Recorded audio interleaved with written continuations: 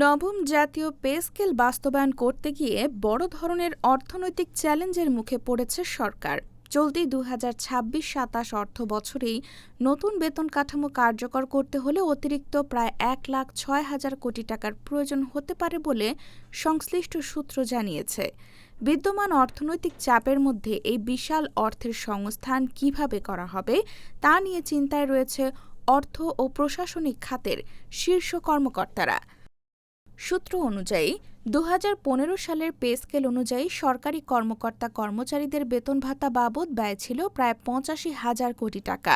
নতুন pay scale পুরোপুরি বাস্তবায়ন হলে পেনশন সহ এই খাতে মোট ব্যয় বেড়ে দাঁড়াতে পারে প্রায় ২,১৮,০০০ কোটি টাকায়, অর্থাৎ আগের তুলনায় ব্যয় বাড়বে প্রায় ১৫৬%।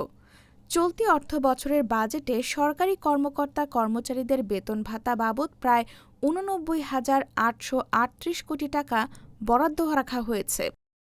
নতুন পে স্কেল কার্যকর হলে সরকারের পরিচালন ব্যয়ের ওপর আরও বড় চাপ তৈরি হবে এবং বাজেটের আকার ১০ লাখ কোটি টাকা ছাড়িয়ে যেতে পারে বলে ধারণা করা হচ্ছে। অর্থনৈতিক সংকট, ঘাটতি বাজেট ও সীমিত রাজস্ব আয়ের কারণে নতুন সরকারের জন্য এই অতিরিক্ত ব্যয় সামলানো কঠিন হয়ে দাঁড়িয়েছে। এ কারণে পে স্কেলের চূড়ান্ত অনুমোদনের বিষয়টি নিয়ে সচিব কমিটিতে চলছে হিসাব নিকাশ। তবে সংশ্লিষ্টরা বলছেন, পে স্কেল বাস্তবায়ন এখন আর পেছানোর সুযোগ নেই। সরকার ১ জুলাই থেকেই নতুন বেতন কাঠামো কার্যকরের লক্ষ্য নিয়ে এগোচ্ছে। প্রয়োজনে ধাপে ধাপে বাস্তবায়নের বিষয়টিও বিবেচনা করা হচ্ছে। প্রশাসনিক প্রস্তুতি ও আইনি জটিলতা সমাধানে কাজ করছে সচিব কমিটি।